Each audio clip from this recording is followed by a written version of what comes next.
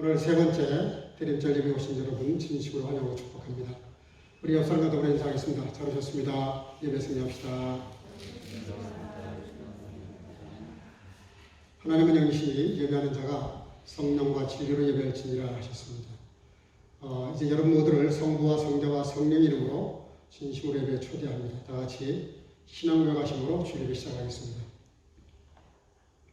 전능하사 천지를 만드신 하나님 아버지를 내가 믿사오며 그 외아들 우리 주 예수 그리스도를 믿사오니 이는 성령으로 잉태하사 동정녀 마리아에게 나시고 본디오 빌라도에게 고난을 받으사 십자가에 못 박혀 죽으시고 장사한 지 사흘 만에 죽은 자 가운데서 다시 살아나시며 하늘에 오르사 전능하신 하나님 우편에 앉아 계시다가 저로서 산 자와 죽은 자를 심판하려 오시리라.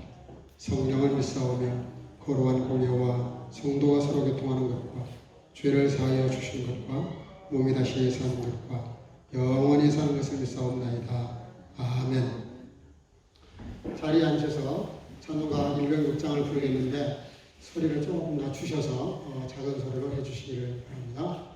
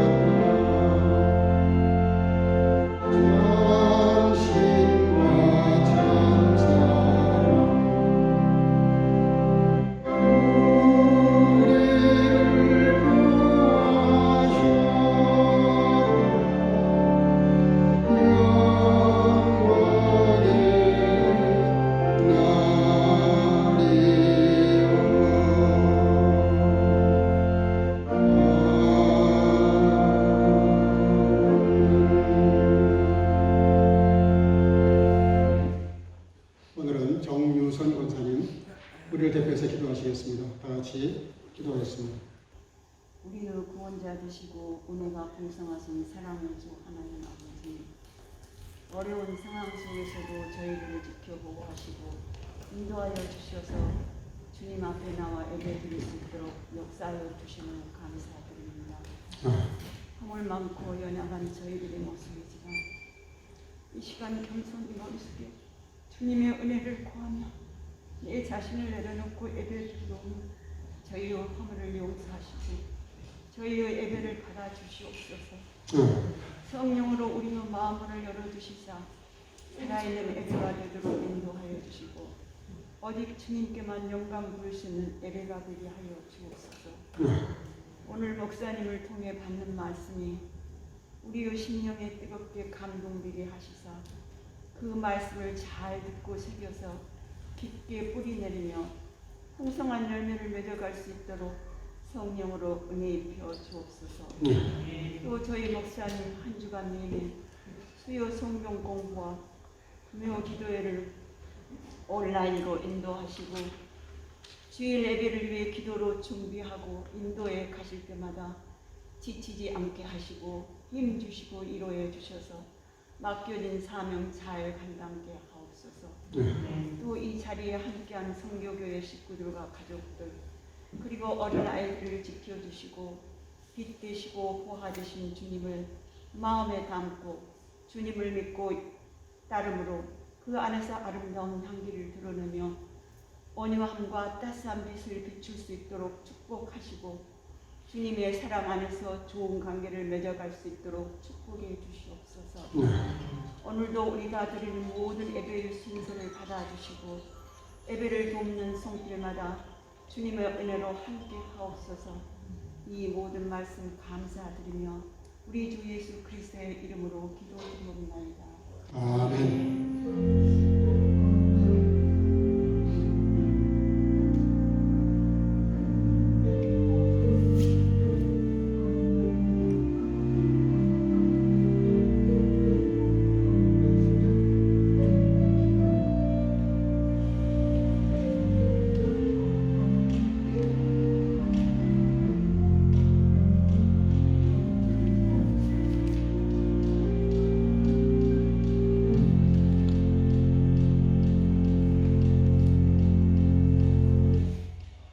하나님 말씀 요한복음 1장 1절에서 13절까지 보고 가겠습니다.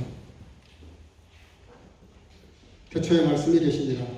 이 말씀이 하나님과 함께 계셨으니 이 말씀은 곧 하나님이시니 그가 태초에 하나님과 함께 계셨고 만물이 그로 말미암아 지은 바 되었으니 지은 것이 하나도 그가 없이는 된 것이 없느니라.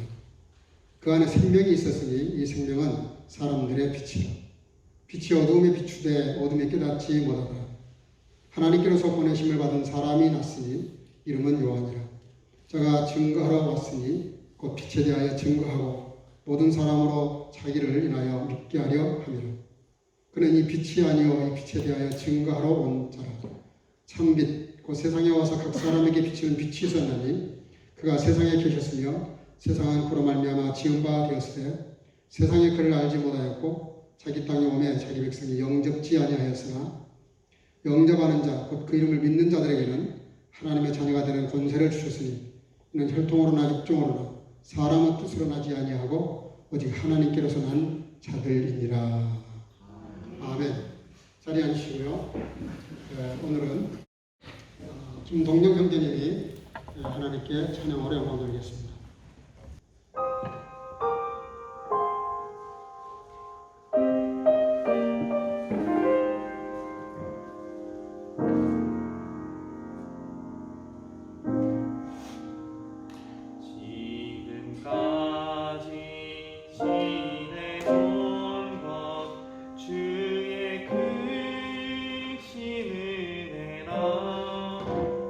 아니 없는 주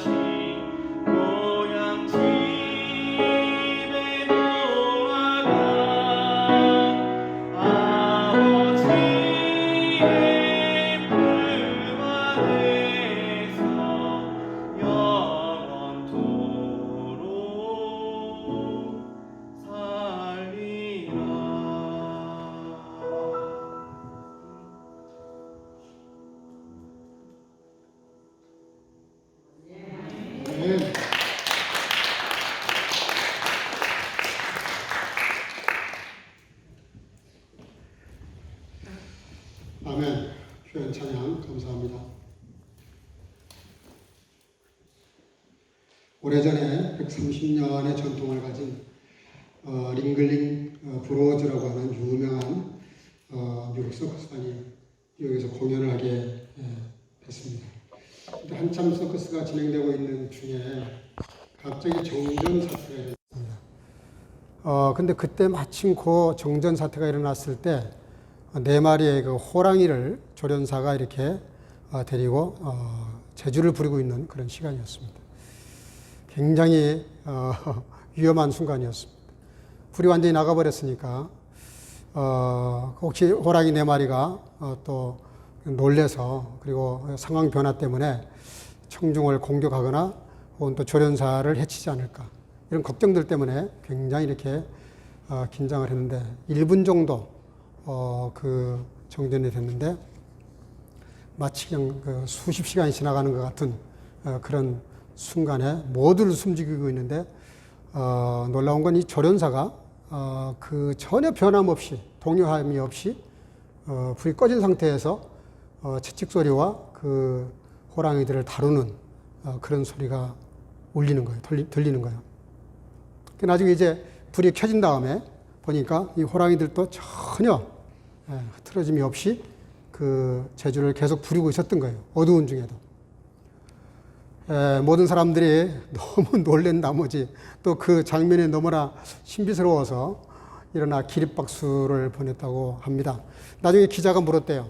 도대체 어떻게 그게 가능했냐. 그럴 때 그 조련사의 대답이 대단히 의미가 있었습니다. 그 불이 꺼진 상태에서도 호랑이들은 자기를 볼 수 있대요. 근데 자기는 볼 수 없는 거죠, 호랑이를.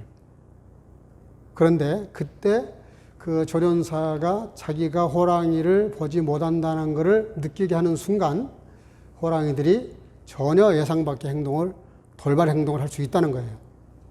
근데 조련사의 눈에 호랑이들이 보이지는 않지만 마치 보이는 것처럼 지금 불이 환하게 켜져 있는 것처럼 생각을 하고 그 호랑이들을 다뤘다는 것이죠. 그래서 무사히 그 위기를 넘길 수 있었다라고 그렇게 대답을 했다고 합니다. 어두운데 빛 가운데 행하는 것처럼 행해야만 호랑이들을 다스릴 수 있다. 좀 시사한 바가 있죠. 어둡고 어려운 시절에 이렇게 지금 우리가 힘든 시기를 지나고 있지만 우리는 마치 어두운 시간들을 이 조련사처럼 빛 가운데 행하는 빛이 있는 것처럼 전혀 문제 없는 것처럼 그렇게 주님 믿고 의지하면서 삶을 살아가야 된다고 하는 그런 교훈을 얻게 됩니다. 브란덴부르크 주에 가면은 오랑옌버럭이라고 하는 유명한 동네가 있죠. 작센하우젠. 저는 뭐 손님들 때문에 여러 번 거기를 갔고 갈 때마다 그 감회가 다른데 가장 그 인상 깊은 데가 가장 그 마음 아리는 장소가 하나 있어요. 그게 어디냐면은 그 비더슈탄드. 그러니까 그 반정부했던 사람들을 특별히 혹독하게 다루었던 콘첸트라치온스 라거라고 하는 거기 아주 그 악명 높은 감옥이 하나 있습니다. 근데 거기 그 방들을 보면은 특이해요. 특별한 뭐 안에 설치는 없어요. 그냥 지푸라기로 만든 마트라츠 하나뿐이에요. 근데 특이한 것은 창문과 문이 동그란 구멍이 하나 있는데 이 두 개만 막아버리면 밖에서 이걸 막아버리면 그 안이 완전히 칠흑찬 어둠이 돼버립니다. 다루다가 말을 안 들으면 그 벌을 주는데 그 빛을 차단하는 거예요. 그래도 말을 안 들으면 밖에 데리고 나가서 두 손을 위에 매달고 때리는 그런 장소가 있고요. 그래도 말을 안 들으면 그 옆에 조금 더 가면은 거기에 이렇게 지하 감옥이 있습니다. 거기도 조그마한 이렇게 구멍이 하나 있어요. 창이 좀 있는데 거기 지하에 집어넣으면은 너무 쾌쾌한 냄새가 많이 나지만 그 구멍을 막아버리면 역시 또 어둠이 되는 거예요. 그러니까 이 게스타포들이 그 어둠이 죽음이라는 걸 아는 거예요. 어둠이 벌이라는 걸 아는 거예요. 가장 참기 힘든 것은 우리가 이렇게 눈을 감으면 어두우니까 우리가 밝은 데 있으면서 눈을 감는 것은 오히려 눈의 건강에 좋은 것인데 이게 지나쳐서 길어지면 문제가 된다는 것이죠. 그냥 하나의 일종의 벌이라는 거예요. 빛은 그만큼 중요한 역할을 한다는 걸 우리가 알지만 의식을 잘하지 않습니다. 창세기 1장 3절에서 5절에 보면 이런 말씀이 나옵니다. 하나님의 가라사대 빛이 있으라 하시며 빛이 있었고 그 빛이 하나님 보시기에 좋았더라. 하나님이 빛과 어둠을 나누사 빛을 낮이라 칭하시고 어둠을 밤이라 칭하신지라. 저녁이 되며 아침이 되니 이는 첫째 날이니라. 땅이 혼돈하고 공허한데 제일 먼저 만드신 것이 빛입니다. 그게 첫째 날이에요. 왜 모든 걸 만드시기 전에 빛을 만드셨을까? 네. 빛이 시작이란 뜻도 되고 빛이 출발이란 뜻도 되고 빛이 없이는 아무것도 안 된다는 겁니다. 창조를 해놔도 살 수 없다는 뜻이에요. 생명을 유지할 수 없다는 것입니다. 우리가 잘 아는 대로 독일 하면은 에프카카가 유명합니다. 도처에 그게 있죠. 호숫가나 바닷가에 에프카카가 없는 데가 없어요. 근데 사실 이 유래는 치료 목적이었다 그래요. 환자가 이렇게 병들었을 때 치료하는 방법 중에 하나가 햇볕을 쬐이는 거예요. 그래서 햇볕 치료를 이렇게 시작을 하다 보니까 일조량이 극히 적은 독일에서 그 햇빛을 많이 쬐게 하다 보니까 만들어진 것이 누드촌이라는 것이죠.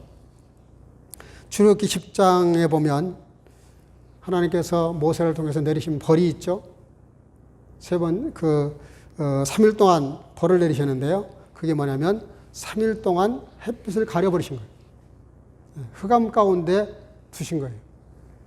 무슨 뜻이냐면 빛이 없는 세상은 재앙이라는 뜻입니다. 벌이라는 뜻이에요. 그러니까 이게 빛이 얼마나 소중한 것인가를 알 수 있게 됩니다. 우리가 요한복음을 읽어보다 보면은 몇 가지 주제가 되는 단어들이 많이 나오는데 요한복음에는 특별히 2인칭 단수 그런 표현들이 굉장히 많아요. 헬라어로 에고 에임이라 그러는데 이십빈, I am 그런 뜻인데 나는 이런 존재다 하는 그런 표현이 많은데 특별히 예수님에 대해서 저와 여러분들에 대해서 그런 표현을 많이 쓰셨어요. 너희는 세상의 빛이다, 소금이다. 다 그 1인칭이거든요. 1인칭 단수예요. 그러니까 예수님 자체도 그렇게 표현해요. Ich bin der Weg, die Wahrheit, das Leben. Ich bin das Licht der Welt. Ich bin die Tür zu dem Schaffen. 나는 길이요 진리요 생명이다. 나는 빛이다. 나는 양의 문이다. 이런 말씀을 많이 하셨는데 그 외에도 6장 35절 나는 생명의 떡이다. 8장 12절 나는 세상의 빛이니 나를 따르는 자들에게는 생명의 빛을 얻는다. 10장 7절 나는 양의 문이다. 10장 11절 나는 선한 목자라. 11장 25절 나는 부활이요 생명이라. 14장 6절 나는 길이요 진리요 생명이라. 15장 1절 나는 포도나무여 너희는 가지라. 지난주 설교했던 내용입니다. 그 전부 다 1인칭 단수예요. 나는 이런 존재다. 그런 표현을 많이 하세요. 사람들은 하변 농사를 굉장히 좋아합니다. 뭔가 소유하는 걸 좋아해요. 추구하는 걸 좋아하고 많은 것들을 갖는 걸 좋아해요. 근데 예수님은 항상 우리에게 스스로를 그렇게 밝히시면서 우리에게 주문하신 게 뭐냐면 우리들의 존재에 대한 변화, 가치에 대한 변화, 그러니까 기본적이고 근본적인 것에 대한 변화를 요구하세요. 그건 굉장히 쉬운 겁니다. 뭘 많이 소유할 필요가 없어요. 소유하고는 아무 상관이 없어요. 근데 모든 살아가는 사람들의 99%는 소유에 관심이 많습니다. 지식도, 건강도, 재물도, 명예도 다 소유하려고 그래요. 내 것으로 만들려고 그래요. 근데 성경은 굉장히 그걸 경계합니다. 오히려 우리에게 존재의 변화를 요구하세요. 너희가 세상의 빛이 되라. 소금이다. 너희도 또 나처럼 빛이 되라. 이렇게 우리에게 존재의 변화를 요구하시죠. 이거는 어려운 게 사실 아닙니다. 굉장히 쉬운 거예요. 아무 자본도 들어가지 않을 뿐만 아니라 우리들이 어떻게 하나님의 말씀을 받아들이냐에 따라서 굉장히 쉬울 수도 있고 어려울 수도 있는 거예요. 우리가 빛 그러면 예수님을 상징하고 하나님을 상징하고 성령님을 상징하는 가장 대표적인 상징물이 바로 빛입니다. 오늘 본문 1장 9절에도 내가 참 빛이라 그랬고 8장 12절에도 나는 세상의 빛이라 그랬고 9장 5절에도 내가 세상에 있는 동안에는 세상의 빛이라고 하셨는데 오늘 본문에도 그 안에 생명이 있었으니 이 생명은 사람들의 빛이라. 여기 말씀하는 이 빛이라는 것은 낮과 밤을 가리키는 빛이 아닙니다. 절망 속에 있는 어떤 기대할 수 있는 존재, 기대해도 실망하지 않을 수 있는, 어두운 나의 삶을 밝혀줄 수 있는, 절망 속에 있는 나에게 소망을 줄 수 있는 그런 기대로서의 빛을 말해요. 광명이 비쳤다 그렇게 하죠. 해뜰 날이 온다 그런 유행가 가사도 있습니다. 근데 특별히 하나님에 대해서도 디모데전서 6장 16절 하나님은 가까이 가지 못할 빛이라 그랬어요. 너무 광명이 그 빛이 너무 강해서 가까이 가실 수 없는 분을 하나님으로 표현했어요. 빛으로 표현했어요. 야고보서 1장 17절 하나님은 모든 빛들의 아버지다. 모든 빛의 빛이다. 요한일서 1장 5절 하나님은 빛이시라. 다시 말하면 하나님의 속성, 그분의 성격, 그분의 존재 양식에 대해서 말씀하시는 겁니다. 그렇다면 이 빛 대신 하나님이 왜 빛 대신 예수님을 이 땅에 보내셨을까? 굉장히 의미심장한 거예요, 사실. 왜 많은 존재 양식이 있는데 빛된 존재 양식으로 이 땅에 보내셨을까? 그만큼 세상이 어둡다는 뜻입니다. 절대적으로 빛이 필요하다는 거예요. 빛의 이유와 목적이 우리들에게 필요하다는 뜻입니다. 그래서 예수님께서 이 땅에 빛으로 오셨는데 빛의 본체로 오셨어요. 우리가 이 빛에 대해서 오해를 좀 줄이기 위해서 설명한다 그러면 빛의 본체로 오셨습니다. 6절 7절 본문에 세례 요한에 대해서 뭐라고 말씀하느냐면은 그는 빛이 아니다. 왜 그런 말을 했을까요? 예수님보다 6개월 먼저 오셔서 광야에서 약대 토롯을 입고 석청을 먹어가면서 그 던져낸 메시지 하나하나가 굉장히 신선하고 충격적이었어요. 일반적인 그런 틀이 아니라 전혀 새로운 패러다임으로 말씀을 전하는데 듣는 사람들이 아주 신선감을 느낀 나머지 광야로 사람들이 몰려나갔습니다. 그 정도로 인기가 막 올라가는 거예요. 근데 사람들이 이 세례 요한이야말로 이 시대의 우리의 빛이다 이런 느낌을 받을 만큼 그렇게 센 자촌을 일으키고 있었는데 일부러 성경 오늘 본문에서는 갑자기 예수님에 대해서 말씀을 하시다가 갑자기 분위기를 바꿔가지고 세례 요한은 빛이 아니다. 그냥 이 빛에 대해서 증거자다. 이런 표현을 함으로써 예수님이 얼마나 중요한 존재로 이 땅에 오시는가에 대해서 비교적 상대적인 그런 방법으로 말씀을 하시면서 요한복음 12장 46절 나는 빛으로 세상에 왔나니 물은 나를 믿는 자로 어둠에 거하지 않게 하려 함이라. 참빛 오늘 본문에 보면은 9절에 바하프티게 리히트라는 말을 썼는데요. 참빛. 그러니까 예수님만이 진짜 빛이라는 거예요. 빛 중에 진짜 빛이라는 거예요. 진짜 빛인데 왜 오셨느냐? 그 참 빛의 본질이신 그분이 우리들에게 뭔가 이렇게 영향을 끼치려고 오시는 거예요. 쉽게 말하면 앞지시트로 오셨다는 거예요. 의도하는 바가 있어요. 하나님의 뜻, 하나님에게 의도하는 것. 앞지시트가 그 속에 숨어 있는데 우리에게 그 빛을 통해서 뭔가 이렇게 영향을 끼치시기를 원하시는 거예요. 그래서 마태복음 25장에 보면 그 열천의 비유가 나오죠. 그 열천의 비유 중에서 주님을 영접할 수 있었냐 못했냐의 결정적인 그 이유가 뭡니까? 요인이 뭐였어요? 등은 가지고 있는데 등불을 켤 수 없는 여인들은 예수님을 영접을 못했고 등도 가지고 있고 기름을 가지고 있는 사람들이 예수님을 영접했거든요. 신랑 되신 예수님을 영접했거든요. 무슨 얘기냐면 우리가 이 마지막 다시 오시겠다고 언약하신 예수님의 그 말씀에 우리가 응해서 거기에 내가 화답해서 주님이 오셔서 이 땅에 천년왕국을 이루시고 혹은 우리를 휴거시키실 때 우리가 들림받는 그 결정적인 요인이 뭐냐면 빛이에요. 빛. 등불에 불을 켤 수 있는 빛. 그게 뭐예요? 빛입니다. 그 빛이 뭘 의미하는지는 조금 뒤에 말씀을 드리겠어요. 그래서 예수님께서 빛으로 오신 아주 상징적인 이야기를 마태복음 4장에 나와 있습니다. 4장 15절 16절. 스불론 땅과 납달리 땅과 요단강 저편 해변길과 이방의 갈릴리의 흑암에 앉은 백성이 큰 빛을 보았고 사망의 땅과 그늘에 앉은 자들에게 빛이 비치어도다 하였느니라. 그런 말씀하고 계시는데요. 갑자기 무슨 말씀하시냐면은 납달리 땅과 스불론 땅과 납달리. 이 스불론 땅은 예수님이 태어나신 나사렛 동네와 가까운 곳입니다. 그 전 지역을 가리켜서 스불론 땅이라 그래요. 우리나라로 말하면 뭐 경상남북도 전라남북도 이렇게 하듯이 그런 한 지역을 스불론 지파가 차지했던 그 땅인데 그 땅에 예수님께서 태어나셨거든요. 그리고 예수님께서 좀 계시다가 가버나움, 갈릴리 바다 호숫가에는 그 가버나움으로 이사를 가십니다. 그게 납달리 땅이에요.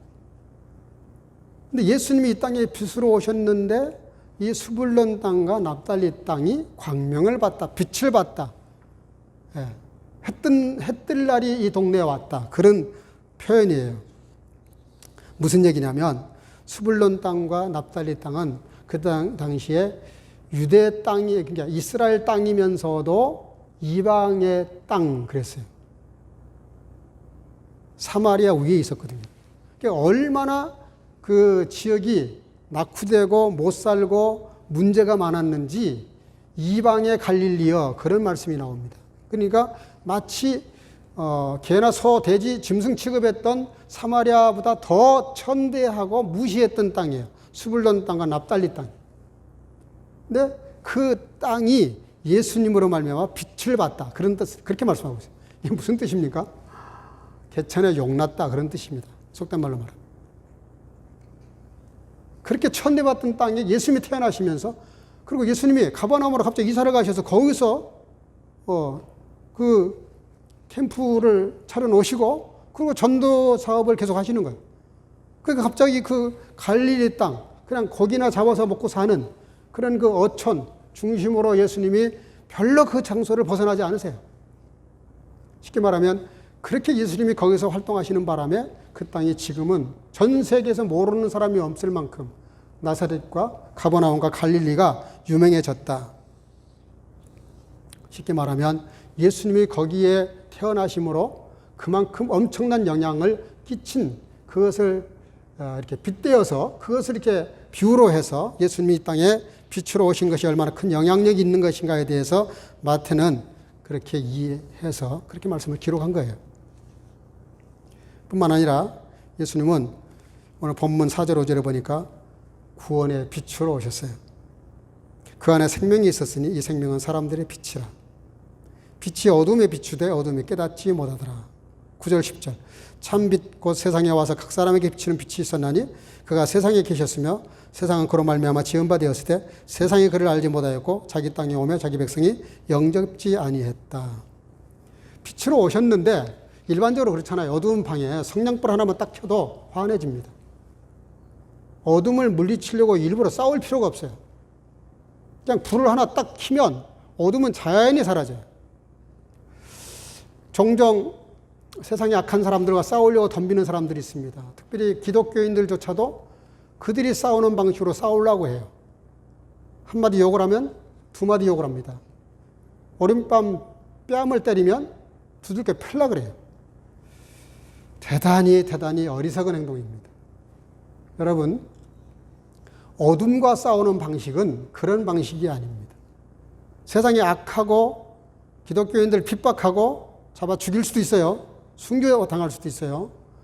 그래도 우리가 같이 오른밤을 때려댈 수가 없고 욕을 해도 같이 욕할 수가 없고 비난해도 같이 비난할 수 없는 이유가 뭔지 아십니까? 그게 주님의 방식이에요. 그렇죠? 주님은 그렇게 자기를 향해서 침을 뱉고 채찍을 가하고 욕을 하고 비난하고 어떤 위험을 가해와도 같이 맞대응해서 주력출락연을 안 했다 이 말입니다. 그것처럼 어리석은 게 없어요. 상대방 수준으로 자기가 떨어지는 거예요. 심지어 철학했던 소크라테스도 그런 말을 한 적이 있어요. 자기 부인이 하도 악처로 소문났잖아요. 하도 바가지를 긁고 그러니까 나중에 부인이 참도 못해가지고 예? 막 고래고래 소리를 지르다가 그래도 상대방이 남편이 아무 반응이 없으니까는 부엌에 가서 그냥 바가지에 물 한 바가지 떠가지고 와서 확 그냥 갖다 불을 모버렸잖아요. 저자들이 그때 오히려 화를 내면서 아이 어떻게 그런 걸 참습니까? 그랬더니 뭐라 그래요? 천둥이 치면 비가 오는 거지. 뭐 이러면서 잡아 넘긴 거예요, 그냥. 예? 그러면서 이런 비유를 했어요. 말이 가다가 뒷발로 나를 찼다고 내가 그 말을 발로 차야 되는 거냐? 그런 말을 할 정도예요. 세상에서 조금 생각을 고고하게 하는 사람들조차도 악한 사람들과 싸울 때 악한 방법으로 같이 싸우지 않습니다. 기억하셔야 됩니다. 그 사람이 악했기 때문에 나도 똑같이 추륙신라겐 정당방위를 내세워서 똑같이 악한 방법으로 그를 상대했다. 기억하셔야 돼요. 그 사람의 그 잘못은 그 사람과 하나님이 1대1로 벌을 가하시지만 나에게도 똑같이 그 사람이 어떻게 했든 그하고는 상관이 없어요. 나도 악한 방법으로 대응한 그것에 대해서 1대1로 심판을 받게 돼 있어요. 여러분들, 빛이 오셨는데, 예수님이 오셨는데 빛이 물러가지를 않는 거예요. 빛이 깨닫지를 못하는 거예요. 이거는 아주 극단의 예를 든 겁니다. 그런 법이 어디 있어요? 어두운데 스위치를 올리면 전기가 들어오면 어둠은 자연히 사라지는 건데 우리는 그 어둠을 물리치겠다고 총칼을 동원합니다. 대포를 동원하고 별걸 다 동원해가지고 어둠을 향해서 쏴요. 대단히 미안하지만 헛발질하는 겁니다. 그리스도인들은 그렇게 싸우는 게 아니에요. 그냥 내가 예수님의 빛을 따라서 빛된 삶을 살면 어둠은 자연히 없어진다는 거예요. 깨달음이 오시면 하면 여러분들, 우리 예수 믿는 사람들은 싸우는 방식이 달라야 돼요. 아무리 세상이 어둡고 잘못하고 있고 문제가 있어도 교회는 세상 방법으로 싸우면 안 됩니다. 제가 깨달은 바로는 그래요. 성경을 제가 잘못 깨달았는지는 모르지만 혹시 잘못 깨달았으면 저한테 가르침을 좀 주세요. 제가 깨달은 바로는 그래요. 예수 그리스도의 정신과 싸움의 방식은 그게 아니에요. 어둠을 물리치는 방법은 어둠과 더불어 싸워서 대적하고 같이 더 세게 주먹을 날리는 것이 아니라 어떻게 어둠이 하든 상관하지 말고 심지어 비판도 하지 마세요. 왜냐하면 비판하는 그 비판으로 네가 다시 헤아림을 받을 것이라고 분명히 산산보원에 경고하고 있어요. 믿는 사람들은 어떻게 싸워야 되느냐 그러면 도대체 예수님의 빛 되시는 것처럼 나도 그냥 빛이 돼서 소금이 돼서 그렇게 사는 거예요. 내가 있는 그 현장에서. 그러면 그 빛된 삶 때문에 어둠이 물러간다는 거죠. 그것이 진리고 그것이 자연의 섭리예요. 자기 백성이 영접지 않았다. 이게 얼마나 기가 막힌 얘기입니까? 예수님도 유대인이라고요. 예수님을 배척한 사람들이 사마리아 이방인들이 아니에요. 예수님과 같은 동족이에요. 같은 유대인들이에요. 유대인 중에서 유대인들이 더 예수님을 배척했어요. 영접하지 않는 거예요. 오직 오실 데가 없으면 말이 살고 있는, 짐승이 살고 있는 말 밥통에서 태어나셨겠어요. 엄청난 고발이고요. 도전을 주시는 겁니다. 우리가 얼마나 인간이 사악하고 악하고 아주 뿌리부터 잘못되어 있는지. 그것이 유대인들의 정체성이었어요. 실존이었어요. 그래서 예수님이 오실 때가 없으셔서 세상에 임신부가 해산을 해야 되는데 해산할 방한칸을 내주지 않는 그런 그 각박한 사람들의 마음이 예나 지금이나 그렇게 크게 다르지 않습니다. 나는 다르다고요? 항상 그 특권의식이 문제입니다. 하나님 앞에서는 특권의식이 통하지 않습니다. 누구나 하나님 앞에는 다 죄인이에요. 근데 반전이 있습니다. 그러나 따라합시다. 영접하는 자는 하나님의 자녀가 되는 권세를 주셨으니 내 백성도 나를 거역하고 받아들이지 않고 빛이 왔는데 어둠이 물러가지 않지만 그러나 영접하는 자, 그 이름을 믿는 자들에게는 하나님의 자녀가 되는 권세를 주셨다. 굉장한 표현을 하고 있습니다. 하나님의 자녀가 된다 이게 아니고요. 권세라는 말을 표현합니다. 권세. 여러분들 그렇잖아요. 우리가 백악관이나 청와대 같은데 그냥 속된 표현 한번 해보겠습니다. 그 평민이 들어가려고 그러면은 아무나 못 들어갑니다. 워낙 뭐 경비가 심하고 들어갈 저기는 대통령 청와대에서 초대장을 보내기 전에는 내가 내 발로 들어가기는 어려워요. 근데 내 아버지가 만약에 대통령이 됐다. 그냥 쉬운 예를 들게요. 그러면 백악관이고 청와대고 마음대로 드나들 수 있습니다. 왜? 내 아버지가 거기 계시기 때문에. 그게 내 집이니까. 하나님의 자녀가 되는 권세라는 그 권세라는 말이 그런 뜻입니다. 자격이 생겼다는 거예요. 자격이. 아버지만큼의 권력은 아니지만 그 권력의 도움을 받고 그 권력을 이용할 수 있는 힘이 생겼다는 뜻입니다. 그러니까 우리가 예수님을 영접한다는 것은 그만큼 엄청난 일이에요. 여러분 13절에 이상한 말씀이 나옵니다. 갑자기 그 영접하는 자, 그 빛에 대한 얘기를 하시다가 이런 말씀을 하세요. 이는 혈통으로나 육종으로나 사람의 뜻으로 나지 아니하고 오직 하나님께로서 난 자들이다. 영접한 자에 대한 해석을 하시는 거예요. 영접했다는 말이 무슨 뜻이냐면은 혈통으로나 육으로 난 게 아니라는 거예요. 사람의 뜻으로 난 게 아니라는 거예요. 이게 뭐냐면 오직 하나님께로서 난 자다. 이 말을 이해하기 위해서는 창세기 22장 1절을 이해해야 되는데요. 내 아들 내 사랑하는 독자 이삭을 번제로 드리라. 너무나 잘 아는 말씀이죠. 아브라함에게 이삭을 바치라고 명령이 떨어진 말씀이에요. 근데 그 이상한 표현이 나와요. 내 독자 이삭 그래요. 당시에 이 독자 이삭이 한 18세 정도로 봅니다. 18세, 20세 정도.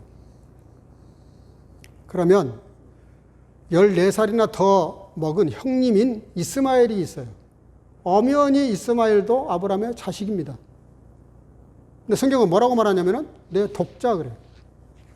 너한테 내가 인정하는 자식은 이삭밖에 없다 그런 뜻입니다. 이상하지 않아요? 무슨 뜻입니까? 하나님 앞에서는 세상적인 방법이 안 통한다 그런 뜻입니다. 아무리 세상적으로 합법적이고 정당하다고 해도 안 통한다는 거예요. 하나님에게는 오직 하나님께로부터 난 자, 영으로 거듭난 자만 통한다는 거죠.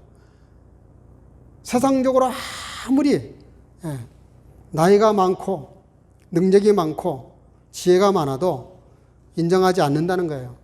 그래서 우리가 신앙생활하면서 긴장해야 되는 겁니다. 아무리 우리가 세상에서 잘하고 뭐 훌륭하고 대단하고 엄청난 것을 가지고 있다 할지라도 하나님의 나라에서는 별로 효과가 없어요. 물론 그것을 잘만 쓰임받으면 좋은 것이지만 하나님의 나라의 자녀가 되고 하나님의 나라를 들어가는 일에 있어서는 아무런 카인진 전혀 뜻이 없어요. 의미가 없어요. 오직 영으로 거듭난 자, 오직 예수 그리스도로 말미암아 거듭난 자만 주님의 자녀가 되는 것이죠. 그러면서 마지막 당부를 하십니다. 예수님이 빛으로 오셨기 때문에 우리도 빛된 자녀예요. 그러면서 뭐라고 말씀하시냐면 마태복음 5장 14절 너희는 세상의 빛이라 산 위에 있는 동네가 숨기우지 못할 것이며 빛으로 오신 예수님을 우리가 그대로 받아들이면 자기 백성이 거역했지만 우리가 예수님을 그대로 받아들이면 우리도 빛이라는 거예요. 저와 여러분들도 빛이라는 거예요. 오늘 확실히 우리가 담고 가야 됩니다. 예수님이 빛으로 오셨고 우리도 그 빛을 받아서 우리도 존재의 변화가 생겼어요. 두 비스타인 리히트 인데어 벨트. 그러니까 우리가 예수님 안에서 빛이 된 거죠. 그 빛이 됐다는 말이 무슨 뜻입니까? 너희가 세상에 빛이 됐다는 말이 무슨 뜻이에요? 소금이 됐다는 말이 무슨 뜻입니까? 존재의 변화고 존재의 변화에 따라서 걸맞는 삶을 살라는 거예요. 쉽게 말하면 이겁니다. 사과나무가 됐으면 사과 열매를 맺으라는 거죠. 배나무로 숨겨졌으면 배 열매를 맺으라는 거예요. 포도나무면 포도 열매를 맺으라는 겁니다.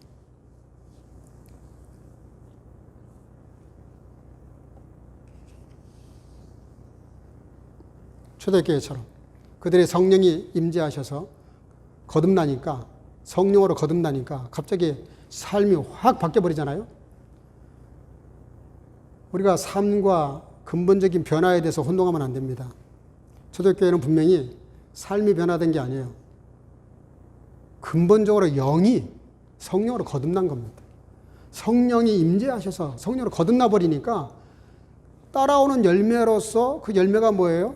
서로 모이기를 좋아하고 떡을 떼고 서로 내 것을 네 것 내 것 하지 않으면서 유무상통. 예. 소위 공산당이라는 사람들이 이런 거를 염두에 두고 공산주의를 시작했는지는 몰라도 인간 이해를 잘못했기 때문에 그 방법이 틀렸기 때문에 수백 번 실패한 겁니다. 안 되는 거예요. 그렇게 해서는. 흉내낸다고 되는 일이 아닙니다. 하나님 자리에다가 김일성이를 앉혀놓는다고 김정일을 앉혀놓는다고 그게 되겠습니까? 오히려 저주받은 땅이 될 수밖에 없죠. 왜? 하나님의 자리에 자기들이 올라간 데 사람이 올라가 있으니 그게 말이 되겠습니까? 그렇게 만들겠다는 의지는 좋지만 방법이 틀린 거예요. 생각해 보세요. 초대교회 그 역사를 보면 전형적으로 빗된 사람들의 삶이 드러나 있어요. 근본적인 변화가 생기니까 그 변화에 따라서 그 자기의 그 정체성대로 자연스럽게 그렇게 되는 거예요. 뭐 이게 억지로 하려고 해서 되는 게 아니에요. 에디스 와톤이라는 분이 좋은 표현을 했어요. 빛을 발산하는 방법이 두 가지가 있다. 하나는 촛불이 되는 것이고 다른 하나는 빛을 받아서 반사하는 것이다. 그렇죠? 다른 빛을 가지고 있지 않습니다. 우주 가운데 아직까지는 태양만 빛이 있습니다. 근데 놀라운 건 그 태양의 강렬한 빛을 발하니까 밤하늘에 얼마나 많은 별들이 빛이 납니까? 그 빛나는 게 뭡니까? 태양 때문에 나는 겁니다. 태양이 없으면 별의 존재가 나타나질 않아요.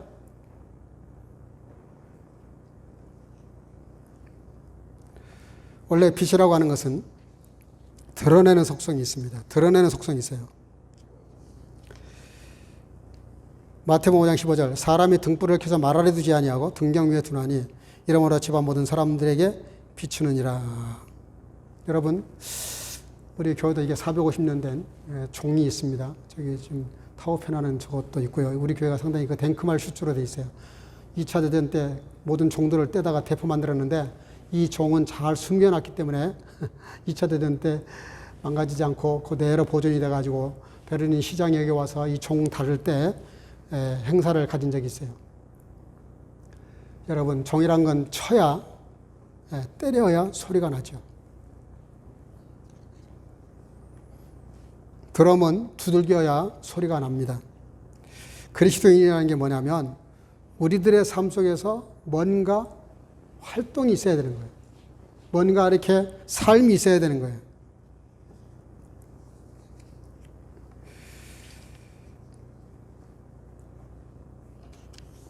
중요한 것은 우리가 빛된 존재로서 그런 정체성을 가지고 잊지 않고 말씀대로 살다 보면 자연스럽게 하나하나 빛된 삶이 드러나기 시작하면서 빛은 두 번째 따뜻한 속성을 가지고 있어요. 16절에 이같이 너희 빛을 사람 앞에 비추게 하여 저희로 너희 착한 행실을 보고 하늘에 계신 너희 아버지께 영광을 돌리게 하라.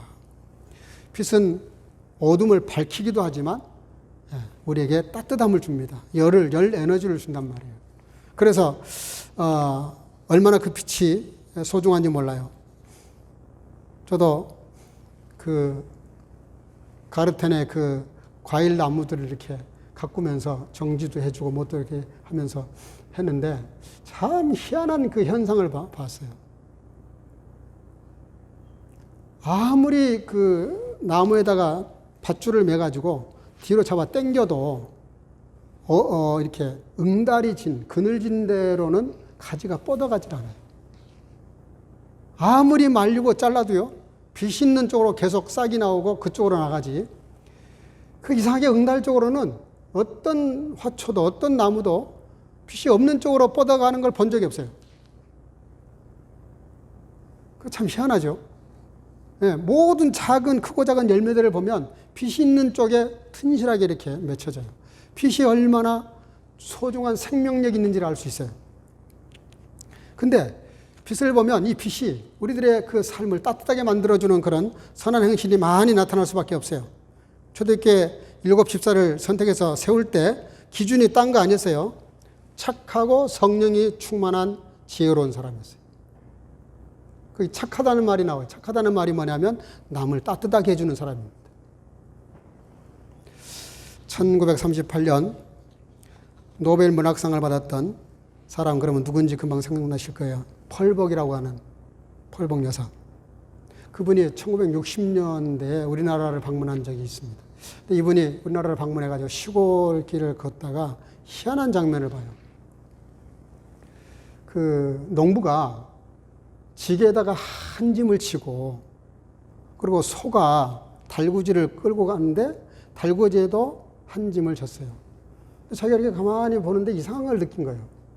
그 달구지가 끌고 가는, 소가 끌고 가는 그 달구지에 자리가 충분해요. 농부가 지고 가는 그 볏짚단을 거기다 실어도 자리가 충분히 남아요. 그리고 농부도 피곤하니까 거기 앉아도 될 수 있는 자리가 있어요. 근데 농부가 지게에다가 한 짐 집단을 지고 가는 거예요. 그게 펄벅 여사가 물었답니다. 왜 그렇게 하지 않고 그 지게에다 무거운 짐을 지고 가냐. 그랬더니 그 농부의 대답이 굉장한 거였어요. 소박하지만 굉장한 거였어요. 에이, 어떻게 그럴 수 있습니까? 나도 하루 종일 일해서 피곤하지만 소는 나보다 더 많이 일을 했는데 어떻게 그 짐을 다 소한테 맡깁니까? 나라도 조금 짐을 지고 가야 소도 좀 덜 힘들겠지요. 펄벅 여사가 자기 고향에 돌아가서 그 글을 쓰면서 그렇게 말했대요. 자기가 인생을 살아오면서 그렇게 아름다운 모습을 본 적이 없다는 거예요. 그게 따뜻하게 하는 거거든요. 또 보니까 시골 가다 보니까 그 감나무에 감이 있는데 감이 한 두서너 개가 이렇게 있는 거예요. 저거는 너무 높아서 못 담가냐고 물었더니 그게 아니라 까치가 먹도록 남겨두는 거라는 거예요. 그것도 또 감동을 받은 거예요. 옛날 우리 조상들은 곡식을 봄에 심을 때 같은 종류의 씨를 세 알을 심었대요. 한 알은 새들이 날아와서 먹어도 괜찮게끔. 그리고 또 알 하나는 땅속에 살고 있는 곤충이 먹도록. 그리고 한 알은 남으면 내가 먹는 거. 이래서 옛날 조상들은 같은 씨를 뿌려도 세 알을 한 곳에 뿌렸대요. 이 세상, 이 자연도 먹고 살아야 된다는 그런 배려심, 감을 따지만 날아다니는 새들도 먹고 살아야 되니까 이 추운 겨울에 뭘 먹고 살까 걱정이 되니까 감 두세 개를 남겨두는 그런 마음. 아무리 짐승이지만, 아무리 힘이 센 소지만 그래도 짐을 좀 나눠줘야 되지 않을까 하는 그런 그 배려하는 마음, 나누는 마음. 물론 우리 교회 성도님들 중에서도 그런 분들이 많이 계세요. 남이 알게 모르게 여러 사람들도 없고, 또 교회 무슨 일이 있으면 늘 저한테 제가 뭘 좀 교회다 섬길까요? 이렇게 물어보는 분들이 꽤 있어요. 너무 감사한 일이죠. 여러분들, 그런 그 나누는 따뜻한 마음 기억해야 됩니다. 우리는 빛의 발광체가 아니라는 걸 잊지 말아야 돼요. 우리가 어떤 선한 행실을 하고 남을 따뜻하게 하고 빛된 삶을 살아갈 때 거기에 예수님 본체가 끊기거나 빠지면 그게 인본주의가 되는 겁니다. 자기를 드러내는 것이 돼요.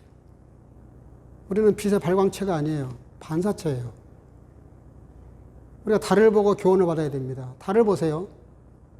보름달도 있고요. 반달도 있고요. 초생달도 있어요. 모양이 다 달라요. 초생달은 달이 있는지 없는지 손톱 끝만큼 그렇게 보일 때가 있잖아요. 상관없어요. 은사 따라서 섬기면 되는 거예요.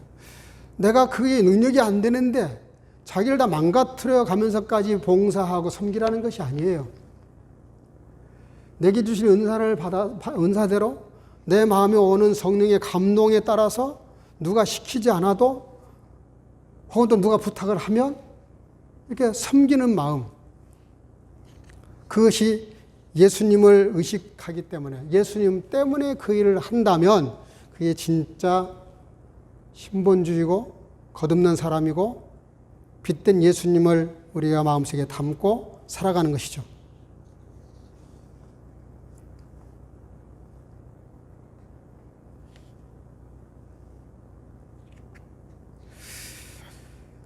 오늘 예수님께서 이 땅에 오신 모습이 내가 빛으로 왔다라고 말씀을 하십니다. 이 빛은 창세 때부터 계셨다고 말씀하십니다. 그리고 영원히 계속되어지는, 만약에 이 땅에서 하나님이 빛을 거두는 순간 세상은 끝입니다. 우리가 이 땅을 살아가는 동안에 늘 빛과 더불어 살 수밖에 없는 그런 존재예요. 성탄절이 뭡니까? 그 빛으로 오신 예수님, 그 예수님을 마음속에 받아들이는 것이죠. 윌리엄 버클리가 이런 말을 했습니다. 그리스도인의 정체성에 대해서 이렇게 말했어요. 우리 기독교가 뭔지를 전도하면서 누구에게 설명할 때 사실은 1시간이면 충분하다. 근데 기독교인으로 산다는 게 뭔지를 보여주는 것은 일평생을 통해서 해도 모자라다. 그렇습니다.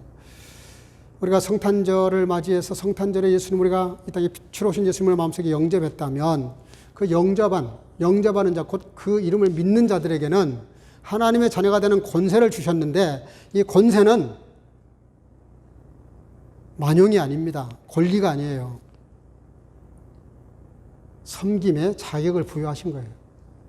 자녀로서, 하나님의 자녀로서, 그 그리스도의 사랑으로서, 사랑의 빛으로 이 세상을 섬기라는 것이죠. 그런 섬기라고 주신 빛입니다. 우리가 그 빛을 받아서 이 성탄절 기에서 저와 여러분들이 우리의 선교와 섬김과 전도와 남을 섬기는, 없는 교회를 섬기는, 모든 섬기는 삶의 삶 속에서 우리의 삶에서 내 빛이 아니라 주님의 빛을 드러내는 저와 여러분들 되시기를 주 이름으로 축복합니다. 기도하겠습니다. 사랑과 은혜가 충만하신 아버지 하나님, 빛으로 오신 예수님, 나도 그 빛을 받아서 빛된 삶을 살아갈 수 있는 우리 모든 선교가족이 될 수 있도록, 또 함께 예배드리는, 영상으로 예배드리는 모든 심령이 될 수 있도록 축복해 주시기를 간절히 소원하고 예수님의 이름으로 기도하옵나이다. 아멘. 말씀을 생각하시면서 찬송가 358장을 부르겠습니다.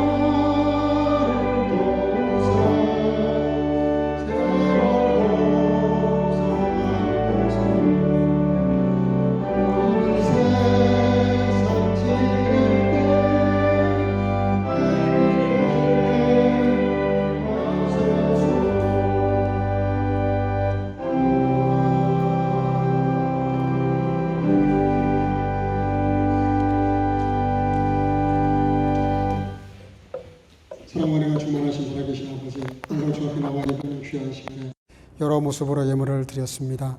11조를 드리는 성도들, 감사헌금을 드리는 성도들, 선교와 구제헌금을 드리는 성도들 다 함께 해주시되 말씀이 약속하신 대로 흔들고 누르고 또 흔들어 채우시는 복으로 채우시되 그렇지 않은 인생보다 더 차고 넘친 인생을 살기에 부족함이 없도록 모든 위험으로부터 막아주시고 모든 재앙으로부터 막아주시고 함께 하셔서 스스로 부유할 뿐만 아니라 많은 사람들을 부유하고도 넘치는 인생을 살아가도록 열애 하나 드리는 성도들에게 축복하시기를 원하옵고 감사가 신앙의 끝이라고 하셨사오니 더 큰 감사의 문을 열어주셔서 더 큰 감사의 마음의 문을 열어주셔서 저들의 생애가 더 큰 참으로 차고 넘치는 인생을 살아가도록 역사하시며 또 아버지 하나님이여 선교와 구제를 위해서 드리는 모든 성도들 함께 하셔서 하늘의 별처럼 빛나는 복으로 채우시고 축복해 주옵소서.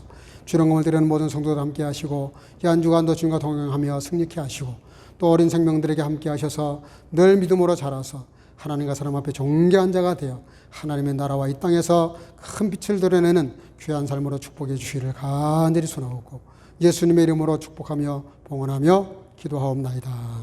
아멘. 몇 가지 안내 말씀을 좀 드리겠습니다. 오늘은 예배를 마치면 이 자리에서 저릭들 앞뒤 좌우 2m씩 떼고 자리 이렇게 넓게 좀 앉아주시길 바랍니다. 오늘 결산과 예산 재직회를 모이도록 하겠습니다. 저릭들은 다 모여주시기를 바랍니다. 성탄 축하 예배 25일 날 오후 3시입니다. 다른 태민 잡지 마시고 다 같이 나와서 예배할 수 있기를 바랍니다. 나머지는 광고를 참고하시고요. 오늘은 이제 세 번째 대강절인데 우리가 더 기도하면서 이 땅에 오신 예수님을 묵상하면서 잘 영접할 수 있기를 바랍니다. 주일학교 또 성가대 청년부 이렇게 각 부서에서 성탄 축하 찬양을 준비해 달라고 부탁을 드렸는데 그 성탄절 날은 독일 정부가 어제 발표를 했습니다. 성탄절 날 독일 교회는 성탄절은 안 모이고요. 24일 날 성탄 2부에 모이거든요. 저도 여기 참석을 몇 번 해봤는데 이 자리 의자가 모자랄 정도로 꽉 찹니다. 성탄절만은 사람들이 많이 모여요. 그래서 그런지 성탄절에 이 실내에서는 찬송을 못하게 못해난다고 그렇게 발표가 됐더라고요. 그리고 밖에서는 노래를 불러도 한 곡밖에 안 된다. 독일 교회 이제 꽉 차니까 그렇게 할 수밖에 없는데 뭐 저희 교회는 그렇게까지 할 필요는 없는 것 같지만 그러나 우리도 방역 수칙에 따라주는 의미에서 그날은 저만 찬송 부르고 여러분들은 그냥 허밍으로 소리를 내지 말고 허밍으로 그렇게 하도록 하겠습니다. 어쨌든 지금 확진자가 좀처럼 이렇게 수그러들지 않고 있는데 저는 그 이유를 정확히 잘 모르겠어요. 꽤 조심들 한다고 하는 것 같은데도 안 되는 이유가 뭔지를 모르겠어요. 어쨌든 독일 정부 방침이 그러니까 우리도 그 방침에 따라주지만 그래도 정말 다행이고 감사한 것은 예배를 드릴 수 없다. 그런 발표를 하지 않아서 그나마 정말 다행입니다. 어쨌든 여러분들 다시 말씀을 드리는데 우리가 성탄절 특별 찬송하는 것도 우리 청년부 지금 총무가 대신하고 있지만 그 총무와 서기가 대신하고 있지만 특성도 지금 영상으로 다 지금 준비를 하고 있습니다. 일단 모이는 건 하지 마세요. 모이는 건 하지 마시고 정이 어려우면 뭐 두 사람 만나서 같이 작업을 도와주는 건 할 수 있겠지만 그 이상은 모이면 안 됩니다. 우리 교회도 철저히 방역 수칙을 지키면서 독일 정부 시책에 따라 주시길 바라고 우리 교회도 그런 어려운 문제가 생기면 안 되니까 따라 주시길 바랍니다. 지금도 한국에 보니까 확진자가 많이 나오는 교회들이 지금 나오는데 다 방심해서 나와요. 본 예배보다는 성가대 아니면 또 부서 모임 한 30명 이렇게 모여가지고 마스크 벗고 밥 먹고 거기서 막 확진자가 40-50명, 120명 이렇게 나오는데 하지 말라는 거 좀 안 했으면 좋겠는데 왜 그렇게 어기는지 모르겠어요. 여러분들 우리 교회에서는 특별히 독일 정부가 하는 것에 대해서 더 적극적으로 우리가 협조해야 됩니다. 그것이 우리 빛된 그리스도인들의 삶으로서 마땅한 바입니다. 생명에 관계된 문제니까 우리가 토를 달지 말고 협조하는 것이 맞습니다. 또 하나는 지난주 수요일까지 해서 이사야서를 다 마쳤습니다. 에스겔서, 예레미야서도 있지만 겹치는 부분이 많아서 다음 주 수요일과 수요일에는 웨스트민스터 소요리 문답이라는 게 있습니다. 성경 신구약 성경을 전체를 이렇게 압축해서 교리적으로 정리해 놓은 겁니다. 또 하일델베르크 요리문답이라는 문답지도 있습니다. 이것도 마찬가지예요. 그 두 개를 이렇게 합쳐서 수요일날 간단하게 한 주에 한 테마씩 그렇게 수요 성경 공부를 연구를 하도록 그렇게 하겠습니다. 뭐 집에서 자기들이 이렇게 한 번이라도 읽어보시기는 하는 것 같은데 그 출석 체크를 하라 그러면 잘 안 하시는데 하셔야 됩니다. 꼭 하시길 바라고. 교회에 어떻게 보면 의무상이에요. 그래서 우리 권사님들은 거의 빠짐없이 다 하시는데 우리 일반 성도님들이 좀 참석률이 저조해요. 여러분들 교회 영적 프로그램에 대해서는 적극적으로 협조해 주는 것이 맞습니다. 그래서 거기다 받은 은혜를 이렇게 나눌 수 있으면 최고로 좋죠. 네, 그러면 이제 정말 내 것이 되니까. 그게 안 되면 한번 읽기라도 하세요. 읽는데 한 5분에서 10분이면 충분합니다. 그리고 출석 체크를 반드시 좀 해주시기를 바랍니다.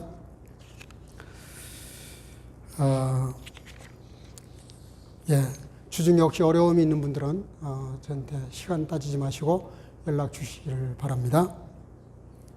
오늘은 축도하기 전에 주기도성을 부르겠는데 아까 말씀드린 대로 소리를 자기만 들을 수 있게끔 내시기를 바라고요. 제가 부르도록 하겠습니다.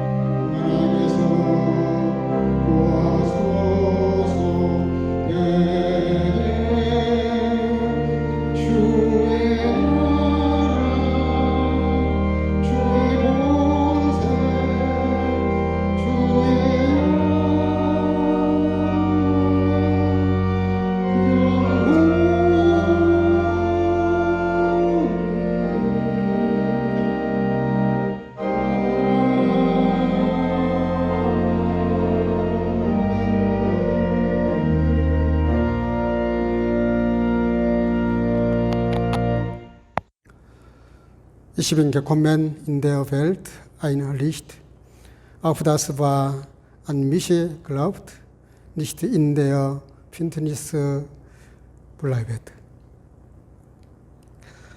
Der Herr segne dich und behüte dich. Der Herr lasse sein Angesicht leuchten über dir und sei dir gnädig. Der Herr erhebe sein Angesicht über dich und gebe dir Frieden. Die Gnade unseres Herrn Jesus Christus und die Liebe Gottes und die Gemeinschaft des Heiligen Geistes sei mit euch allen. 아멘.